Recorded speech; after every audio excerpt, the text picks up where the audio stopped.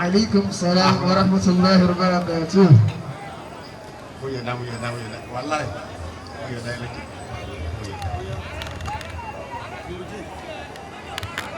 الحمد لله أدعوك الله الحمد لله عفيفنا أبو محمد صلى الله عليه وسلم أكي يني الله دام الله وياته مكي سلطان البلد ọ̀rọ̀ ìmọ̀mù ìjẹ́gun. Adama Allahu hayatahu.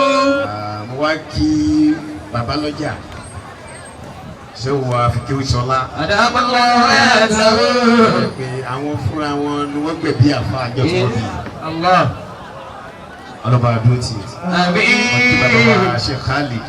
Adama Allahu hayatahu. Wọ́n á kí gbogbo ẹ̀yin ọmọ ọba Ṣílé. Ajá wa Ṣẹ̀rífà Ajá Balikis. Mo wá kí àmọ́ wọn láti lérò.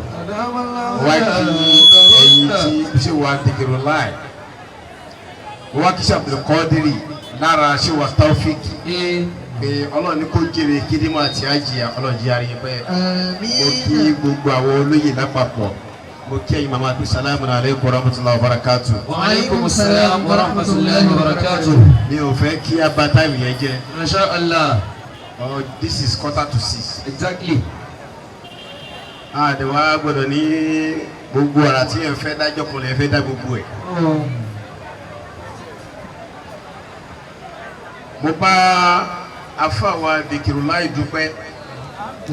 Alhamdulillah. Àní àwọn tó bí àfáàdá. Ọwọ́ tí wẹ́dà yẹn gbé ní kan bí 2:30. Kálukú ti dìde. Àwọn ọlọ́wọ́lá àwọn àgbàlagbà níkàlẹ̀ ọlọ́jẹ́ kí a rí ẹ̀pẹ́. Àmín. La ilaha illallah. Àmín.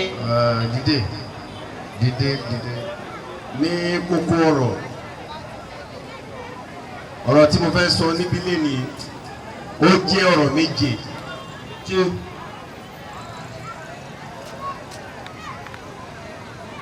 Irinṣẹ́ kan ní àǹfààní ayé. Allah. Ibi Ọlọ́run fẹ́ rán kálukú sí ọ̀tọ̀ọ̀tọ̀. Ẹlòmíì á jẹ́ oníwàásí dáín. Ẹlòmíì á jẹ́ akọrin. Àmọ́ tí mo rí ní ọ̀rọ̀ àfáà ni pé Ọlọ́run ò jẹ́ Ṣàbùlù Kádírì gbé lára ṣé wà Taofik. Alhamdulillah. Ìyẹn ni pé there's one Quran passage. Ó ní iná láà. لا يضيع أجر المحسنين. أعوذ بالله من الشيطان الرجيم. بسم الله الرحمن الرحيم. Ó ní èmi Ọlọ́run èmi kì í jẹ̀yẹ̀ dé. Wọ́n ti gbọ́. I need a key point. Hayyakumullah. Ẹni tí a fi joyè kí lójúṣe olóyè nínú ẹ̀sìn. Allah. Torí ẹlòmíì ojú ìta kò ní kírun. Àwa jẹ́ àbùkù fáwọn tó fi ń joyè. What is the responsibilities of the Tobanis and awardees? That is the key point. Kí ni ojúṣe ẹni tó joyè nínú ẹ̀sìn? àti pé oyè tó ní basis nínú ẹ̀sìn. Ànábì wa Muhammad sallallahu alayhi wa sallam. Ọlọ́run fún ní oyè Habibullah, olólùfẹ́ Ọlọ́run, ẹ̀yìn àyànfẹ́ Ọlọ́run. Ọlọ́run fún Ànábì Musa ní Kalimullah, èèyàn tó ní direct communication with his Lord. Ọlọ́run wá fún Ànábì Noah ní Sofiyullah, ó fún Ànábì Ibrahim ní Khalilullah, ó wá fún Isa ní Aruhullah.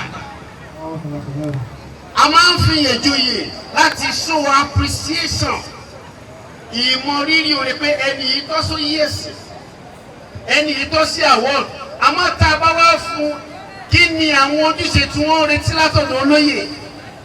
Tẹ́lẹ̀yẹ olóyè ọ̀gbọ́dọ̀ joyè tákọ́tún máa bọ̀ gbogbooro. Olóyè ọ̀gbọ́dọ̀ joyè ẹ̀sìn kó máa fi irun ṣeré láìsí lọ. Wọ́n á ní ọ̀tọ̀ọ̀tọ̀, odidi ọ̀rọ̀ burúkú kan nù. Ọ̀tọ̀ọ̀tọ̀ ẹ̀yin olófòfò àdínì yóò yé tiẹ̀. Gbogbo tá à ń ṣe láyé, Ọlọ́run rí wa, ó fi hàn Ànábì Muhammad sallallahu alayhi wa sallam. ó tún fi hàn àwọn ẹni rí. Tábàtí wá rí pé èèyàn kan di sáfẹ̀ aláfẹ́kẹ́ ìjòyè. Alákọ̀ọ́kọ́, ohun tí ẹ gbọ́dọ̀ ní ẹ̀yin tẹ́ ẹ jòyè, ẹ ní láti lékún ní ìbẹ̀rù Ọlọ́run. That's number one. Number two, ẹ ní láti sún síwájú ní ìsúnmọ́ Ọlọ́run, àtàkárùb Allah, kéèyàn súnmọ́ Ọlọ́run, to be a devoted servant to the core. Ẹlẹ́kẹta, al-infaq fi sabilillah. Tó bá kan ìnáwó láti gbẹ́sìn sókè. Irú àfáà yìí sì, you still have a long way to go.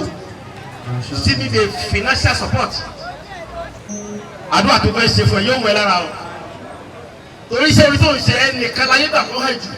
Òun yà alájí àgbà. Alájí àgbà mọ kéwú. Kéwú yẹn wá jẹ́ kó yọ láàrin àwọn yòókù. Láàrin àwọn akọrin sí kí wọ́n ó yọ. Àmín. Àmọ́ ahun rẹ̀ ní ìfìṣàdúrà fún ẹ o. Ọ̀tún á ń bá Allahu Akbar, Àyìndé Barrister, Síkírù, Àjàsá yìí náà Síkírù. Ọ̀gbẹ̀gbẹ̀ ti gbá láì lára. Àjàsá o, ọ̀gbẹ̀gbẹ̀ ti gbá láì lára. Owó sọ̀rọ̀ lówó yìí o.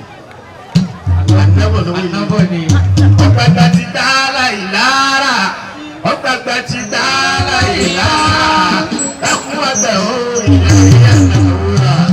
Ọ̀gbẹ̀gbẹ̀ ti gbá láì lára.